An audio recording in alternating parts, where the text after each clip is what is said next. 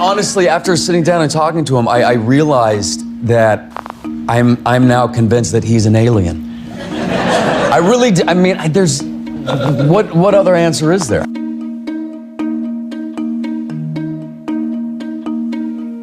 During a one-on-one interview with Chris Anderson, Musk reveals this missing link which he attributes to his genius-level creativity and success. Well, I do think there's a good framework for thinking. It is physics. Boil things down to their fundamental truths and reason up from there, as opposed to reasoning by analogy. Through most of our life, we get through life by reasoning by analogy, which essentially means copying what other people do with slight variations, said Elon Musk. A first principle is a basic assumption that cannot be deduced any further. Over 2,000 years ago, Aristotle defined a first principle as the first basis from which a thing is known. First principles thinking is a fancy way of saying, think like a scientist. Scientists don't assume anything. They start with questions like, what are we absolutely sure is true? What has been proven?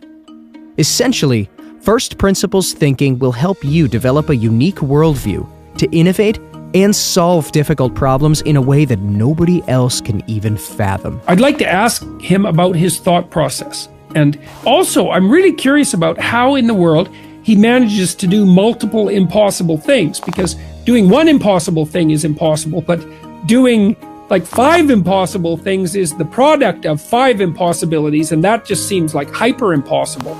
But he's managed it. While Musk admits that arguing from first principles takes a lot more mental energy, you can end up with novel or even groundbreaking results. These fundamental principles are basically the most basic truths or elements of anything. The best way to uncover these truths is to ask powerful questions that uncover these ingenious gems. Here's a quick example from Elon Musk during an interview with Kevin Rose on how this works. Give me an example of that. Like, what's one thing that you've done that on that you feel has worked for you?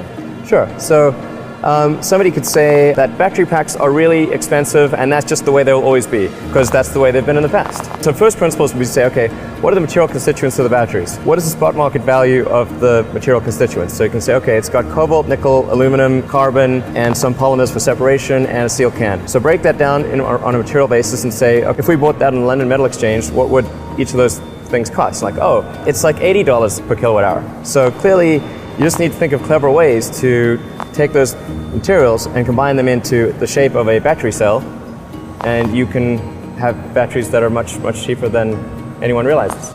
First principles thinking helps you to cobble together information from different disciplines to create new ideas and innovations. You start by getting to the facts. Once you have a foundation of facts, you can make a plan to improve each little piece.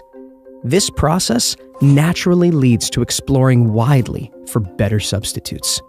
The human tendency for imitation is a common roadblock to first principles thinking. When most people envision the future, they project the current form forward rather than projecting the function forward and abandoning the form. For instance, when criticizing technological progress, some people ask, where are the flying cars? Here's the thing. We have flying cars. They're called airplanes.